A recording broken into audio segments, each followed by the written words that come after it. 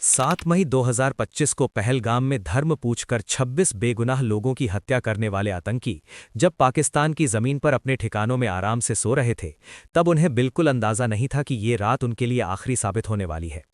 रात लगभग 1:05 से 1:30 के बीच पाकिस्तान के सियालकोट, मुरीद के और बहावलपुर और साथ ही पीओके के मुजफ्फराबाद, कोटली और भिंबर में मौजूद आतंकी ठिकानों पर एक साथ हमला किया गया। लश्कर-ए-तैयबा, जैश-ए-मोहम्मद और हिजबुल मुजाहिदीन के कुल 9 ठिकानों पर 24 मिसाइलें और कई बम गिराए गए। रात के सन्नाटे में चारों तरफ धुएं का गुबार फैल गया और कुछ ही मिनटों में आतंक के ये सभी अड्डे पूरी तरह तबाह हो गए। ये कार्यवाही भारत की तरफ से उन आतंकियों और उनके हैंडलर्स के खिलाफ थी जो पाकिस्तान में छिपकर भारत में मासूम लोगों को मारते रहे हैं। इस मिशन को ऑपरेशन सिंदूर नाम दिया गया। ये उन माँओं और बहनों के दर्द का जवाब था जिनकी आंखों के सामने पहलगाम में उनके परिवार उजाड़ दिए गए थे। ऑपरेशन सिंदूर को आतंकवाद के खिलाफ भारत की अब तक की सबसे बड़ी मिलिट्री एक्शन माना जा रहा है। पहली बार भारत ने इंटरनेशनल बॉर्डर से करीब 100 किलोमीटर अंदर जाकर आतंकी ठिकानों को निशाना बनाया। इस ऑपरेशन में 100 से ज़्यादा आतंकियों के मारे जाने की जानकारी सामने आई। इनमें जैश-ए-मोहम्मद के चीफ मसूद अजहर के परिवार के 10 लोग और उसके 4 करीबी एसोसिएट्स शामिल थे। ये हमला इतना जोरदार था कि सैकड़ों बेगुनाह लोगों की मौत का जिम्मेदार मसूद अजहर खुद टूट गया और ये कहते हुए सुना गया कि काश वो भी इस हमले में मारा गया होता। अब सवाल ये था कि भारत ने पाकिस्तान के अंदर इतना बड़ा ऑपरेशन कैसे किया, इसकी प्लानिंग कैसे हुई और इसके बाद हालात कैसे बदले। आतंकी ठिकाने तबाह होने के बाद पाकिस्तान ने घबराकर भारत के सिविलियन एरियाज और मिलिट्री साइट्स को नुकसान पहुंचाने की कोशिश की, लेकिन वो इसमें पूरी तरह नाकाम रहा। इसके जवाब में इंडियन आर्म्ड फोर्सेज ने पाकिस्तान के 11 एयरबेस पर कड़ी कार्रवाई की। इससे पाकिस्तान को भारी नुकसान हुआ और उसे पीछे हटने पर मजबूर होना पड़ा।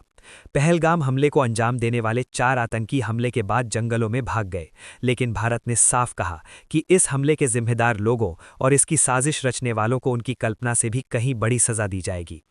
भारत ने यह भी साफ किया कि ये एक बेहद प्रिसाइज और जॉइंट मिलिट्री ऑपरेशन था, जिसमें पाकिस्तान और पाकिस्तान ऑक्यूपाइड जम्मू एंड कश्मीर में मौजूद 9 बड़े टेरर कैंप्स को निशाना बनाया गया। इसका मकसद सिर्फ पहलगाम हमले के विक्टिम्स को जस्टिस दिलाना था। हमले के बाद पाकिस्तान की ओर से रात के अंधेरे में ड्रोन्स भेजे गए, लेकिन इंडियन आर्मी ने तुरंत एक्शन लेते हुए करीब 50 ड्रोन्स को हवा में ही नष्ट कर दिया। इसके साथ ही देशवासियों को भरोसा दिलाया गया कि मातृभूमि पर किसी भी तरह का हमला सफल नहीं होने दिया जाएगा। इसी दौरान लाहौर में मौजूद पाकिस्तान का एयर डिफेंस रेडार और डिफेंस सिस्टम भी इंडियन फोर्सेस की कार्रवाई में पूरी तरह न्यूट्रलाइज कर दिया गया। इस पूरी कहानी की शुरुआत 22 अप्रैल 2025 से होती है, जब पाकिस्तान के आतंकी संगठन लश्कर-ए-तैयबा से जुड़े उसके फ्रंट ग्रुप टीआरएफ के 5 से 6 आतंकियों ने पहलगाम की बैसरण घाटी को पूरी तरह दहशत में बदल दिया। आतंकियों ने वहां मौजूद लोगों को रोका, उनसे उनका धर्म पूछा और जैसे ही किसी ने खुद को हिंदू बताया, उसे गोली मार दी गई। वो यही नहीं रुकी, आतंकियों ने पुरुषों से उनकी धार्मिक पहचान साबित करने के लिए कलमा पढ़ने को कहा। जो लोग कलमा नहीं पढ़ पाए, उन्हें बेरहमी से मार दिया गया। इस तरह सिर्फ धर्म के आधार पर 26 बेगुनाह पुरुषों की जान ही ली गई। ये पाकिस्तान की तरफ से कराया गया कोई पहला आतंकी हमला नहीं था। पिछले 2-3 दशकों में पाकिस्तान स्पॉन्सर्ड टेररिज्म के तहत 2001 parliament attack, 2011 Mumbai attack, Pathankot, Uri और पुलवामा जैसे कई बड़े हमले भारत में कराए जा चुके हैं। साल 2024 में भी जम्मू कश्मीर के सोनमार्ग, गुलमर्ग और रियासी में हमले हुए थे, लेकिन पहलगाम का हमला इन सबसे अलग था। इस बार आतंकियों ने इंसानियत की हर सीमा पार कर दी थी। धर्म के आधार पर की गई इन हत्याओं ने भारत की सहन शक्ति की हद भी पार कर दी। वहीं दूसरी तरफ पाकिस्तान ने हमेशा की तरह वही पुराना खेल शुरू कर दिया। कभी उसने पहलगाम हमले में शामिल आतंकियों को फ्रीडम फाइटर्स बताया, तो कभी भारत पर ही आरोप लगाने लगा। इस बार भारत सरकार ने पाकिस्तान से सिर्फ बयानबाजी करने के बजाय ठोस कदम उठाने का फैसला किया। सबसे पहले डिप्लोमैटिक लेवल पर ऐसे फैसले लिए गए जो पहले कभी नहीं किए गए थे। भारत ने इंडस वाटर ट्रीटी को सस्पेंड कर दिया। पाकिस्तान की करीब 80% कृषि योग्य जमीन इंडस रिवर और उसकी सहायक नदियों के पानी पर निर्भर है, जिसे वहां की लाइफलाइन माना जाता है। भारत के पास अब ये अधिकार था कि वो इन नदियों के पानी को रोके या बिना किसी वार्निंग के एक साथ पानी छोड़े। इससे पाकिस्तान को कभी सूखे और कभी बाढ़ जैसी स्थिति का सामना करना पड़ सकता है। इसके अलावा अटारी चेक पोस्ट को बंद किया गया, SVES वीज़ा रद्द किए गए और पाकिस्तान के खिलाफ 4 और सख्त फैसले लिए गए। Pakistani celebrities, cricketer, media house और सरकार से जुड़े सोशल मीडिया अकाउंट्स को इंडिया में बैन कर दिया गया। OTT प्लेटफॉर्म्स से भी सभी पाकिस्तानी फिल्में, शोज और सॉन्ग्स हटाने का आदेश दिया गया। इस बार भारत साफ तौर पर पाकिस्तान के आतंकवाद पर हमेशा के लिए फुल स्टॉप लगाना चाहता था। इसलिए एक तरफ जहां पाकिस्तान को इंटरनेशनल लेवल पर आइसोलेट करने के लिए डिप्लोमैटिक स्टेप्स उठाए जा रहे थे, वहीं दूसरी तरफ आतंकियों के खिलाफ मिलिट्री ऑपरेशन की प्लानिंग को लेकर हाई लेवल मीटिंग्स लगातार चल रही थी। प्रधानमंत्री नरेंद्र मोदी पहले ही बिहार की एक जनसभा में साफ शब्दों में कह चुके थे कि इस हमले में शामिल आतंकियों और इसकी प्लानिंग करने वालों को उनकी कल्पना से भी कहीं बड़ी सजा दी जाएगी। 2016 में पूरी सर्जिकल स्ट्राइक और 2019 में बालाकोट एयर स्ट्राइक के बाद पाकिस्तान को अच्छी तरह समझ आ चुका था कि भारत जरूरत पड़ने पर सैन्य कार्रवाई करने से पीछे नहीं हटता। इसी डर की वजह से पहलगाम हमले के बाद पाकिस्तान को आशंका थी कि इस बार भी भारत जवाबी कार्रवाई करेगा। इसी बीच वो एलओसी पर लगातार फायरिंग करके माहौल बिगाड़ने की कोशिश करने लगा। उसका मकसद साफ था, तनाव बढ़ाकर विदेशी ताकतों का ध्यान खींचना, ताकि न्यूक्लियर वॉर का डर दिखाकर भारत पर दबाव बनाया जा सके और उसे किसी कार्यवाही से रोका जा सके। लेकिन भारत ने इन चालों की परवाह नहीं की। पहलगाम हमले के बाद भारत पूरी गंभीरता से आतंकियों के खिलाफ एक बड़े ऑपरेशन की तैयारी में जुट चुका था। 19 अप्रैल को दिल्ली में एक हाई लेवल मीटिंग हुई। इस मीटिंग में प्रधानमंत्री नरेंद्र मोदी, रक्षा मंत्री Rajnath Singh, national security advisor Ajit Doval, chief of defence staff general Anil Chauhan और तीनों सेनाओं के प्रमुख मौजूद थे। इस बैठक में प्रधानमंत्री मोदी ने साफ कहा कि आतंकवाद को खत्म करने के लिए सेनाएं जो जरूरी समझें वो कदम उठाएं, उन्हें पूरी छूट दी गई। इसके बाद भारतीय सेनाओं ने फैसला किया कि पाकिस्तान और पाकिस्तान के कब्जे वाले जम्मू और कश्मीर में मौजूद आतंकी ठिकानों पर एक बड़ी एयर स्ट्राइक की जाएगी। मकसद साफ था, उन ठिकानों को खत्म करना जहां बैठकर भारत पर हमलों की साजिश रची जाती थी और जहां आतंकियों को ट्रेनिंग दी जाती थी। इस काम में खुफिया एजेंसियां भी पूरी ताकत से जुट गईं। रॉ और एनएटीआरओ ने पाकिस्तान और पीओके में मौजूद आतंकी ठिकानों की रियल टाइम जानकारी जुटानी शुरू कर दी। हर एजेंसी, हर अफसर अपना सबसे अच्छा देने में लगा हुआ था। सभी के मन में एक ही बात, पहलगाम हमले के दोषियों और उनके अड्डों को खत्म करना। ऑपरेशन से जुड़ी कोई भी जानकारी बाहर ना जाए, इसके लिए पूरी गोपनीयता बरती जा रही थी।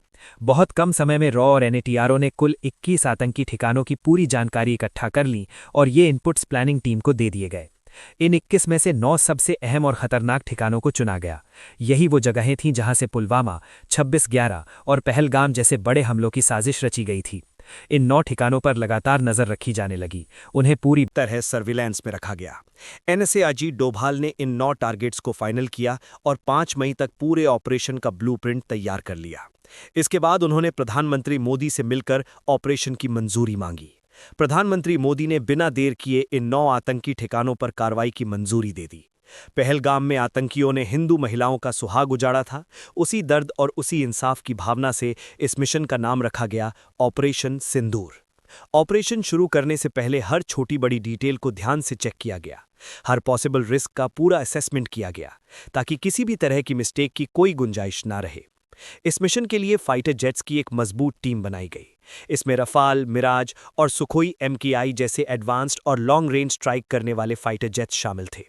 इन सभी एयरक्राफ्ट को इंडियन एयर स्पेस में रहकर ही ऑपरेशन करना था। रफाल और मिराज को फ्रंट लाइन पर रहकर अटैक एग्जीक्यूट करने की जिम्मेदारी दी गई थी, जबकि सुखोई MKI जेट्स को एयर डिफेंस कवर देना था ताकि अगर कोई खतरा सामने आए तो तुरंत उसे हैंडल किया जा सके। ऑपरेशन में हाई प्रिसिजन और लॉन्ग रेंज वेपन्स का इस्तेमाल होना था। इसमें एस्कैल्प, ब्राह्मोस और हैमर जैसे मॉडर्न वेपन्स शामिल थे। एस्कैल्प एक क्रूज मिसाइल है जो करीब 550 किलोमीटर दूर मौजूद टारगेट को पिन पॉइंट एक्यूरेसी के साथ डिस्ट्रॉय कर सकती है। ये बहुत लो एल्टीट्यूड पर उड़ती है जिससे एनिमी रेडार इसे डिटेक्ट नहीं कर पाते। ब्राह्मोस एक सुपरसोनिक क्रूज मिसाइल है जिसे इंडिया और रशिया ने मिलकर डेवलप किया है।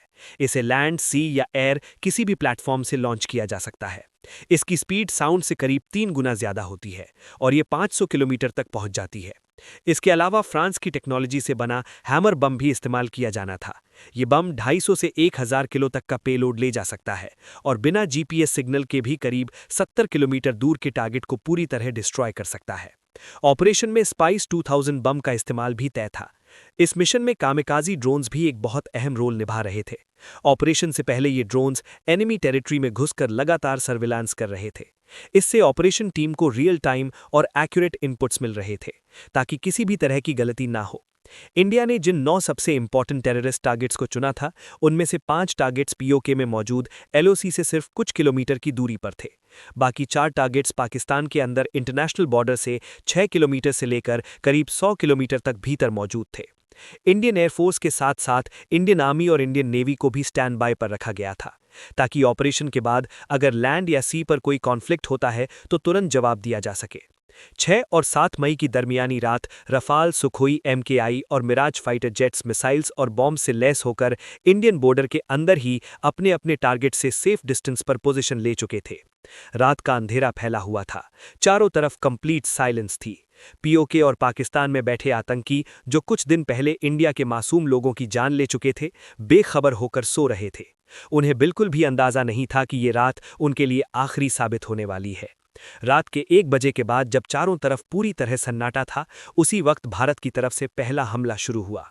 सबसे पहले POK की राजधानी मुजफ्फराबाद में मौजूद लश्कर-ए-तैयबा के सवाई नाला ट्रेनिंग कैंप को निशाना बनाया गया।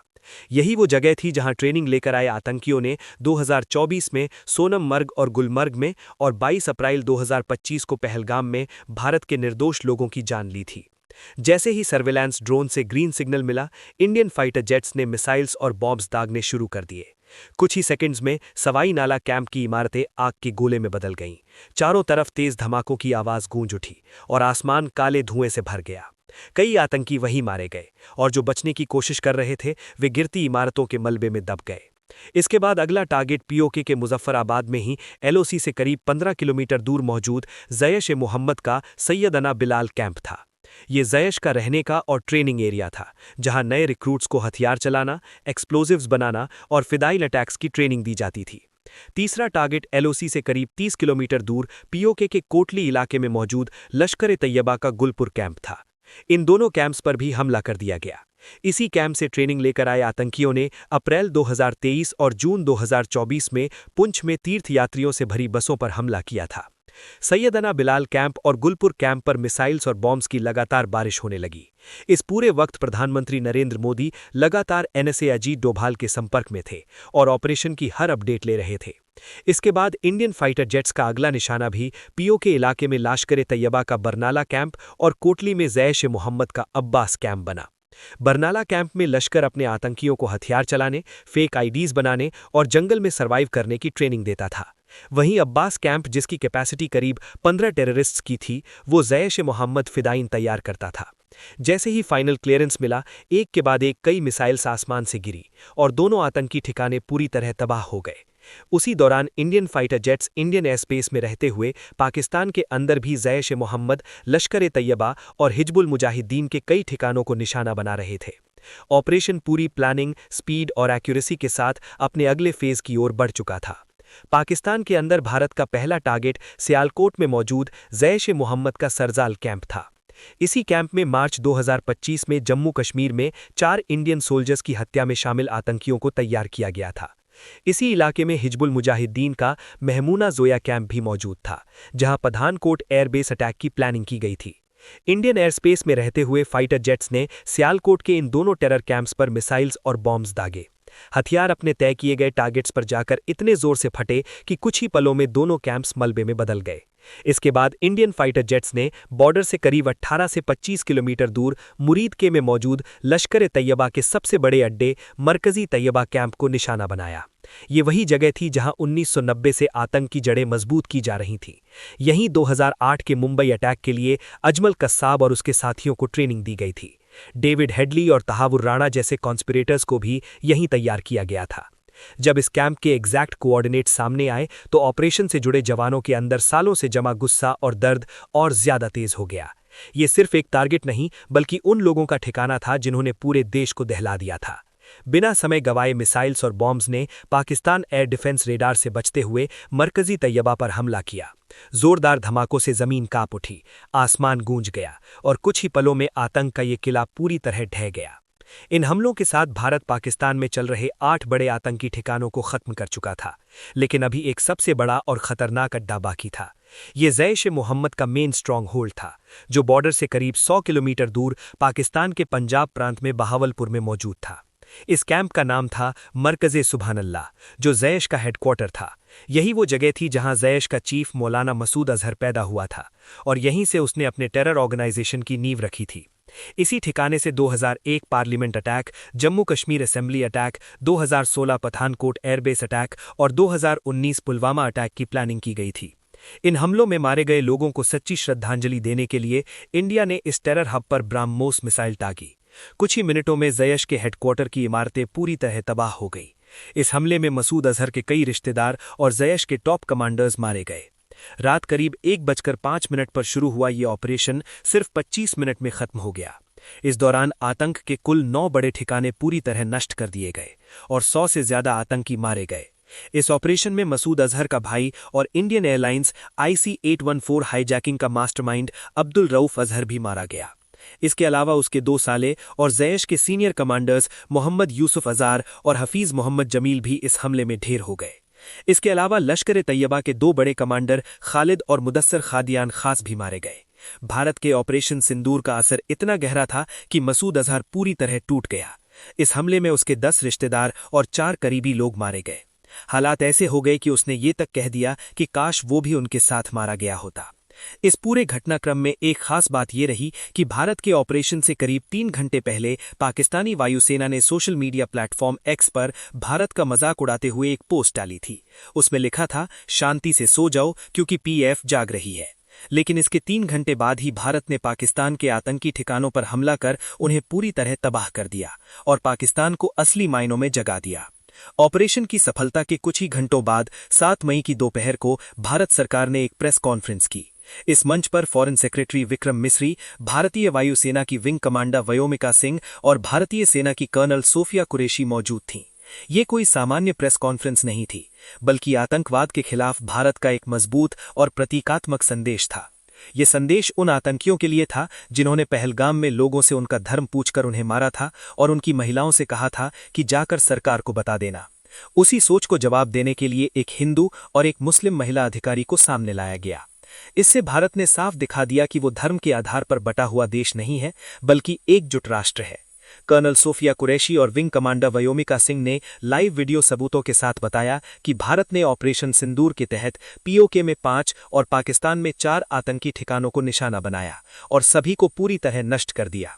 ऑपरेशन के तुरंत बाद विदेश मंत्री S जयशंकर और राष्ट्रीय सुरक्षा सलाहकार अजीत डोभाल ने अमेरिका, ब्रिटेन, रूस, सऊदी अरब और UAE जैसे देशों को इस कार्रवाई की जानकारी दी। दुनिया के कई बड़े देशों ने भारत की इस कार्रवाई को आतंकवाद के खिलाफ जरूरी कदम बताया। सबसे अहम बात यह रही कि इस बार भारत की विपक्षी पार्टियों ने भी कोई सवाल नहीं उठाया। सभी ने सेना की सराहना की, सरकार का समर्थन किया और आतंकवाद के खिलाफ देश की एकजुटता दिखाई। इसके बाद पाकिस्तान के रक्षा मंत्री ख्वाजा आसिफ ने बयान दिया कि अगर भारत हमले रोक देता है तो पाकिस्तान भी कोई जवाबी कार्रवाई नहीं करेगा। लेकिन उनकी बातों के उलट पाकिस्तानी सेना लगातार LOC पर भारत के रिहायशी इलाकों को निशाना बना रही थी। पाकिस्तान की ओर से सबसे ज्यादा गोलीबारी पुंछ इलाके में हुई। इस फायरिंग में 12 बेगुनाह लोगों की मौत हो गई, जिनमें 4 छोटे बच्चे भी शामिल थे। इसी हमले में भारतीय सेना के लांस नायक दिनेश कुमार भी शहीद हो गए। इतना ही नहीं, पाकिस्तान यहीं नहीं रुका, उसने भारत के खिलाफ एक बड़े सैन्य हमले की भी कोशिश की। 7 और 8 मई की दरमियानी रात पाकिस्तान ने जम्मू कश्मीर, पंजाब और गुजरात के करीब 15 शहरों में स्थित भारतीय सैन्य ठिकानों, आम नागरिक इलाकों और धार्मिक स्थलों को ड्रोन और मिसाइलों से निशाना बनाने का प्रयास किया। लेकिन भारत पहले से ही पाकिस्तान की मंशा को समझ चुका था और पूरी तरह सतर्क था। जैसे ही ये ड्रोन और मिसाइल भारतीय हवाई सीमा में घुसे, भारत की मजबूत और कई स्तरों वाली वायु रक्षा प्रणाली ने उन्हें आसमान में ही नष्ट कर दिया। पाकिस्तान की ये साजिश पूरी तरह नाकाम हो गई। भारत ने पाकिस्तान को बता दिया कि वो अपनी सुरक्षा से कभी समझौता नहीं करता। अगर कोई देश या संगठन भारत की ओर आंख उठाकर देखेगा तो उसका जवाब उसी भाषा में दिया जाएगा।